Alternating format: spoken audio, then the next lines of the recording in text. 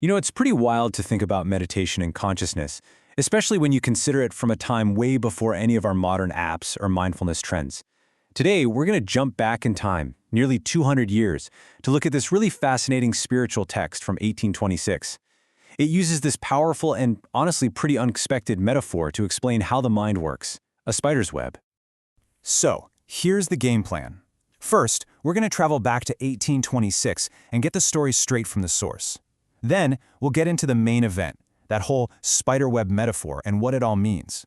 After that, we'll explore this wild idea that our focus actually has colors, what it really takes to get a handle on this inner world, and finally, what the whole point of this is, reaching a state of awareness that is totally beyond sleep itself.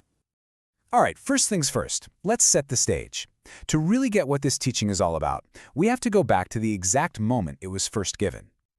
Okay, I want you to picture this. It's Vadtal, India. The date is January 12, 1826. A spiritual teacher, Sriji Maharaj, is sitting in front of this huge assembly of his followers.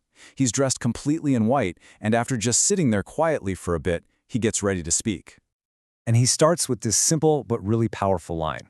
It's not just a suggestion, it's a command. It's a call for absolute attention, and it sets the stage for a lesson that, people would be studying for centuries. So, now that everyone's listening, Sriji Maharaj gets to the core of his talk, this incredible metaphor for the mind, what he calls the spider's web.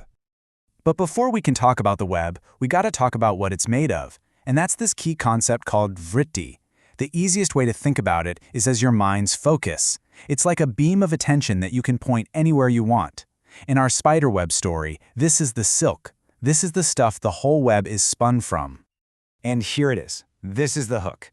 Sriji Maharaj tells everyone to imagine our focus, our vritti, just like the web a spider stretches between two pillars. It sounds so simple, right? But inside this one image is a really profound map of our entire inner world. So what do all these pieces, the spider, the web, the pillars, what do they actually stand for? Let's break this thing down and decode the analogy. First up, the spider.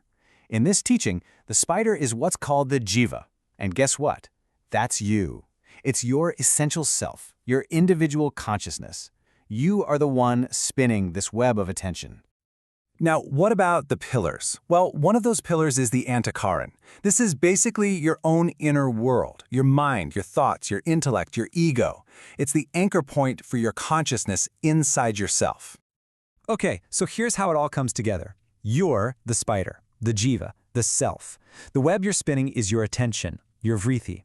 And you're stretching this web between 2 points. On one side, your own inner world, and on the other, your highest spiritual focus, which the text calls God's form. The really big idea here is that meditation isn't some static, frozen state. No, it's this constant, dynamic action of moving your focus between your inner self and that higher ideal. Okay, now this is where the teaching gets really, really interesting. The colors of consciousness. The discourse actually suggests that as you get better at focusing, the very quality and, the color of your attention actually starts to change. To get this all-color thing, we first have to know about the 5 bhuts. These are the 5 basic elements from classical Indian philosophy: earth, water, fire, air, and space. The teaching says our attention is kind of made up of these elements at first, and the whole goal is to move beyond them. So this is the journey of that thread of attention, that vritti.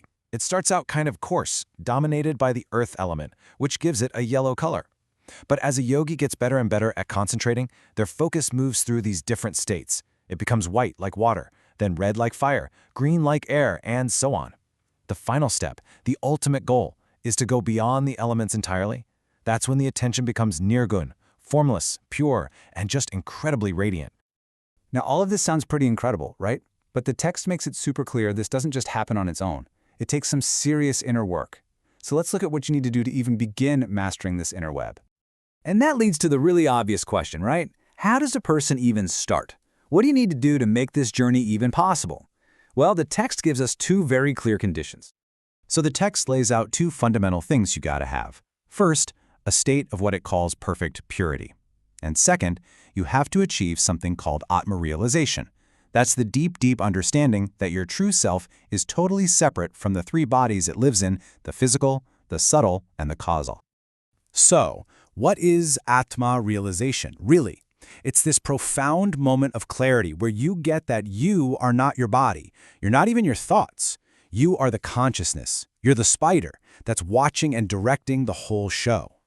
The text says that without this foundational realization, trying to fix that web of your attention on something higher is pretty much impossible.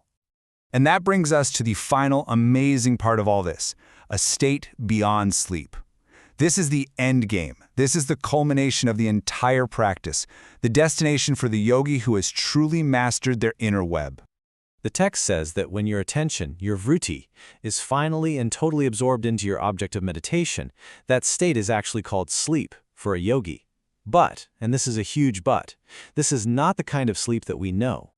This is the crucial difference. Our normal, everyday deep sleep is basically an eclipse of consciousness. We're gone. We're unaware. It's just a void. But a yogi sleep? That's an absorption of consciousness. It's not nothingness at all. It's a state of complete radiant awareness, where your sense of self is totally merged with your focus. And so this nearly 200-year-old discourse leaves us with this really personal and immediate question. It's a powerful metaphor, not just for some yogi meditating in a cave, but for our lives right now. If your mind is a web and you're the spider, take a second and ask yourself, what are your pillars? Where's your attention connected right now?